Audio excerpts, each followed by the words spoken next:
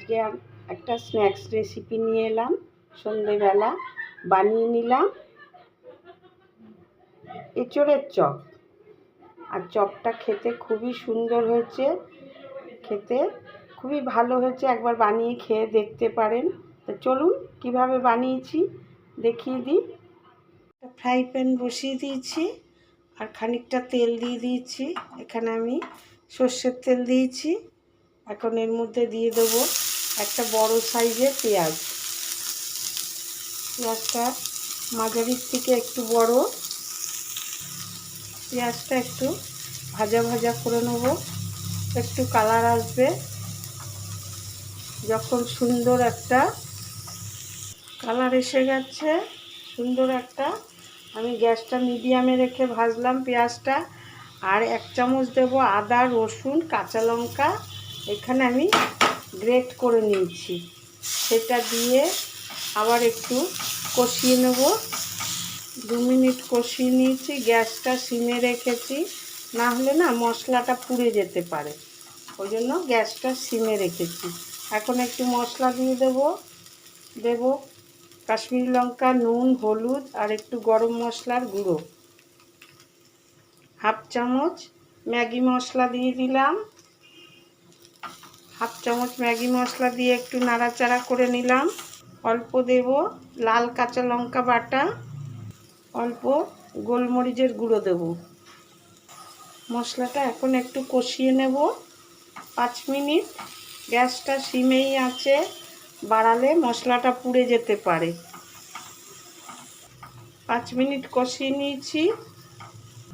আমি খানিকটা ইঁচড় বেশ করে একটা সিটি দিয়ে ভালো করে চটকে একদম ম্যাশ করে নিয়েছি। খুব ভালো করে চটকে নিয়ে ম্যাশ করে নিয়েছি। সেইটা দিয়ে দিলাম। দিয়ে এখন এটা মশলার সঙ্গে খুব ভালো করে কষিয়ে নেব। ভালো করে কষাতে হবে।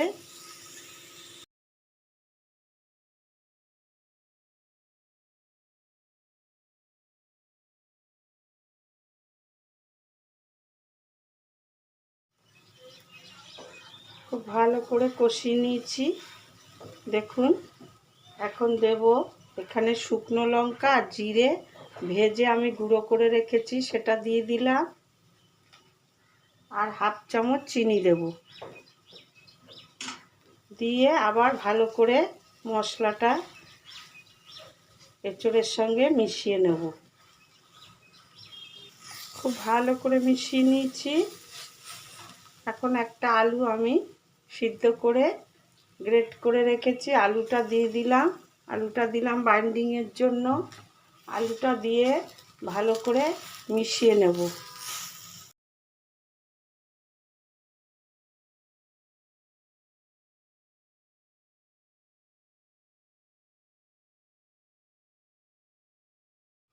খুব ভালো করে আলুটা দিয়ে মিশিয়ে নিলাম। এখন মেশানো হয়ে গেছে, আমি গ্যাসটা অফ করে দেব। আর এটা এই এঁচোড় আলুর মিশ্রণটা আমি ঠান্ডা করে নেব। এখন গ্যাসটা অফ করে দিলাম। তো যতক্ষণ না ঠান্ডা হচ্ছে ততক্ষণ আমি এইভাবে রেখে দেবো। ঠান্ডা হলে ফিরে এসে আপনাদের দেখাচ্ছি। দেখুন এখন ঠান্ডা হয়ে গেছে। আমি এখন কিছুটা করে নিয়ে এরকম গোল গোল বলের মতো বানিয়ে নেব। তাতে কি হবে, আমার চপগুলো গড়তে সুবিধা হবে।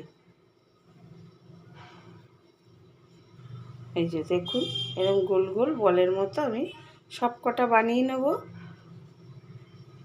সব কটা বানিয়ে নিচ্ছি। দেখুন, খানিকটা রেখে দিলাম, পরে বানিয়ে নেব। আমি এখন এগুলো সাইডে করে দিলাম।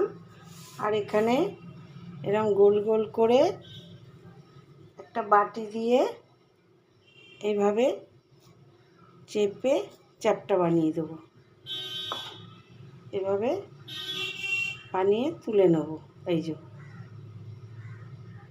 এইভাবে আমি সব কটা বানিয়ে নেব। আবার হাতেও বানানো যাবে। হাতে এরম দিয়ে ভালো করে এরম চেপে দিলেই হবে, চ্যাপ্টা করে দিলেই হয়ে যাবে। এই যে হাতে একটু বেসন মেখে নিতে হবে। দুভাবেই দেখিয়ে দিলাম।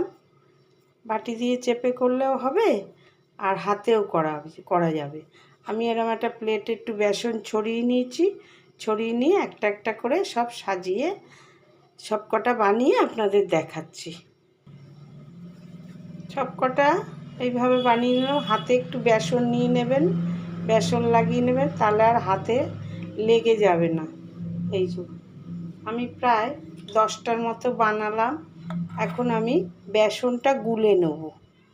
একটা সাইডে করে দেব, আর এখানে একটা বোল নিয়ে নিলাম, আর দিয়ে দেব 1 কাপ বেসন। এটা মটর ডালের বেসন। আর দেব 2 চামচের মতো চালের গুঁড়ো, একটু ক্রিস্পি হবে। দিয়ে ভালো করে একটু মিশিয়ে নেব। ভালো করে মিশিয়ে নিয়েছি। এখন এর মধ্যে দেব বিট নুন, এমনি সাদা নুন, হলুদ গুঁড়ো, লঙ্কার গুঁড়ো, আর একটু গোলমরিচ গুঁড়ো আছে, এটা দিয়ে দেব। দিয়ে ভালো করে জল দিয়ে অল্প অল্প জল দিয়ে মাখবো। গুঁড়ো মশলাগুলো একটু মিশিয়ে নেব। একটু মিশিয়ে নিয়েছি। এখন অল্প অল্প জল দেব, আর ভালো করে একটা ব্যাটার বানিয়ে নেব।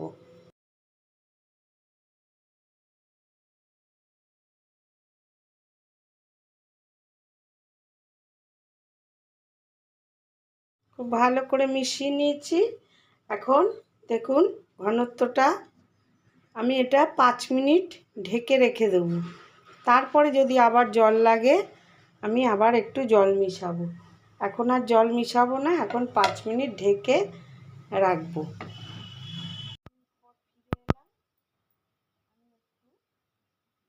সোডা মিশাবো অল্প সামান্য, মিশিয়ে তারপরে আবার একটু ভালো করে মিশিয়ে নেব।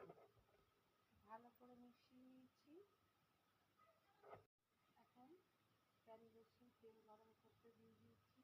গ্যাসের ফ্লেমটা মিডিয়ামে করে নিলাম।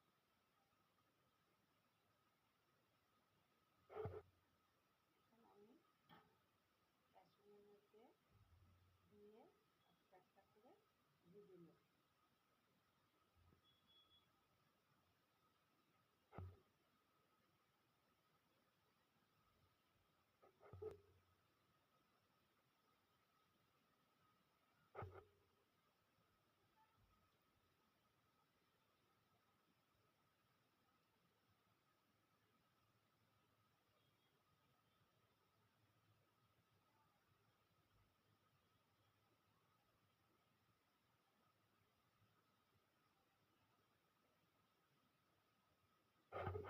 যে কখানা ধরলো সেই কখানা দিয়ে দিলাম।